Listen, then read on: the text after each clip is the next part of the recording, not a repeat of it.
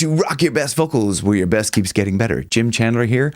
We're going to listen to an isolated vocal track of Chris Cornell to try and pick out some of the things that Chris is doing with his voice so that we may be able to apply them to our voice, not only for this song specifically, but if we apply the techniques that he's using, I think this will help you. If you know me, you know I love Chris Cornell. I love the fact that he can really sing high and with power and also have that distortion in his voice, which is incredible to have all of those. I mean, it's just everything. I never heard the reverse vocals in there because they're so low in the mix anyway. You wouldn't really hear them, but it's crazy. So listen to that tonal quality of his voice as we go through this. Let's go on to the next line. A forester. So it's really really tight chord closure, and it sounds a bit kind of almost like this, you know, a little bit squeaky. Euphoric rush. So what I'm also doing there that you can't see is that I'm really supporting into that. And if you'd like some help discovering more about how you can use support with your voice, please click the link down below for Singing Support Secrets and join me on the course. Let's move on. Trees bend a break for us. So you can also listen to the distortion in his voice there. There's a little bit of that kind of growly distortion in there. So he's applying that, but it's not a lot. I'm sputtering!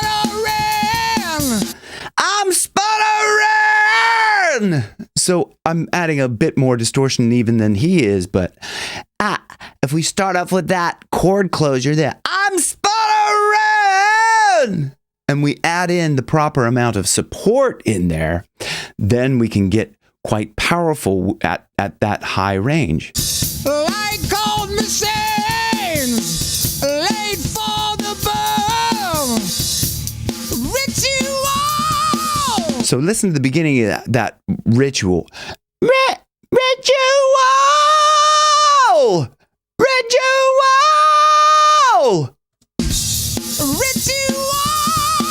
It's like, ritual! He's just kind of spitting that out there. Ritual!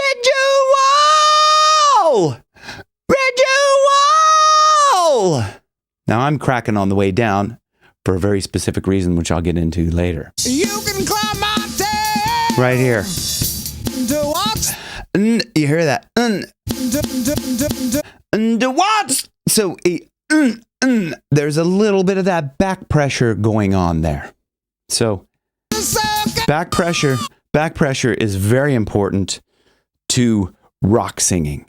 How do you get back pressure? The straw exercise or anything like that, you'll feel, this is the blowfish exercise, okay?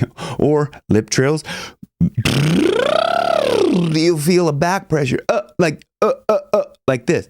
I've mentioned this before on my channel before as well. It's like this, kind of like you're lifting something heavy, this, that feeling, but the problem with that is generally people start to put too much pressure in their throat. There's a trick to not doing that, but we'll get into that in a second. But if you listen to even at the end of that line, ritual.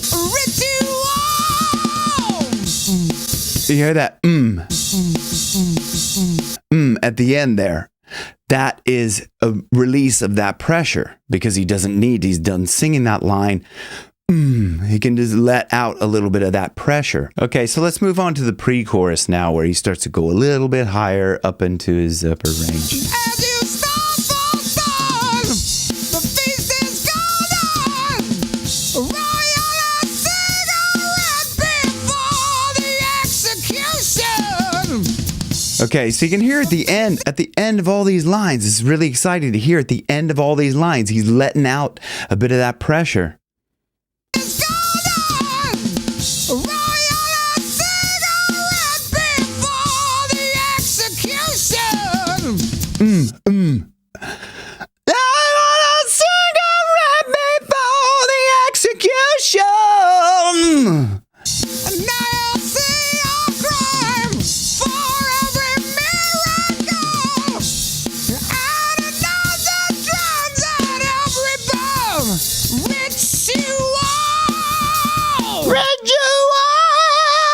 You listen all through those lines there. It's very, that chord closure, very squeaky.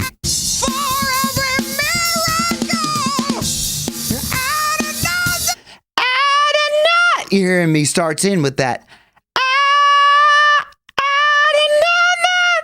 So I'm not exactly the same as him. No one's ever going to be exactly the same as Chris. Everybody's voice is different. But if you get that squeak, what you're doing is you're closing your chords tightly. If we kind of start to yaw, what that does is give a little tilt on the larynx, which stretches out your chords. Tilt your larynx till it tilts forward.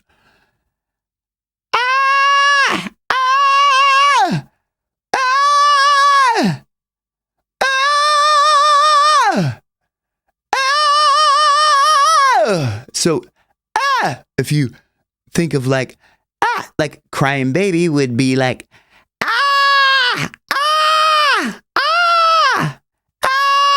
very bright, isn't it? I mean, it's so, for every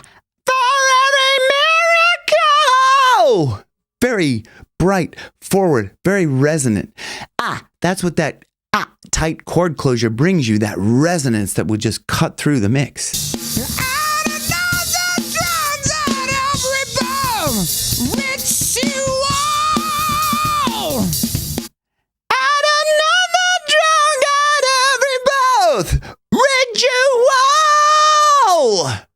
Very powerful. Okay, so we'll move on to the bridge where he really brings it back. It's very soft and light. Shining light. Shining light. Very breathy, very soft. Not so much chord closure. It's not shining bright. Yeah, shining bright. Shining bright. Child's eyes. Child's eyes. Very quiet. Marble size. Bright until the newness wells up. So he starts to build into that chord closure. So go back to this. Marble size. Bright until the newness wells off. Bright until the newness wears off. Bright until the newness wears off.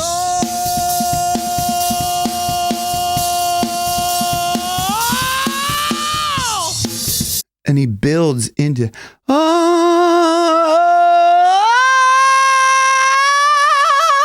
Okay, we're going to go to the end where he kind of goes on with the ritual part of it, just to listen to those in depth because they're a little bit different.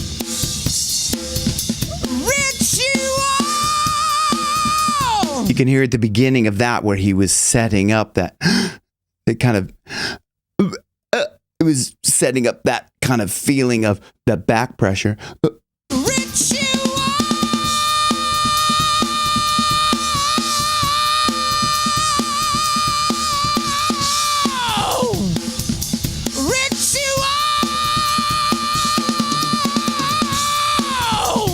So he's allowing it to break up more at the end and just fall apart. Oh! Ritual! Letting the breath come out at the end. Whereas as opposed to holding back the breath that he's doing with the rest of them, he's really letting out more breath. You hear that as it's breaking up and falling apart. That's because he's spilling out a lot of breath. Oh! Oh! And that's the purpose of that, is to really let it just break up and fall apart and just sound painful and, So with that, I hope you can see how when you hold the breath back it's going to give you more control. But when you spill out the breath, it really like falls apart and breaks up and just it sounds out of control, right? Breath management is so important. So I hope this video has helped you to understand a little bit more about Chris Cornell's tone, how he uses it to sing all through his range, even up at the top with really amazing control and power. And also that breath management that's so important. Again, click the link down below for singing support secrets if you haven't already taken that. And I'll see you on the course. Thanks for watching. Rock your best vocals where your best keeps getting better. See you on the next one.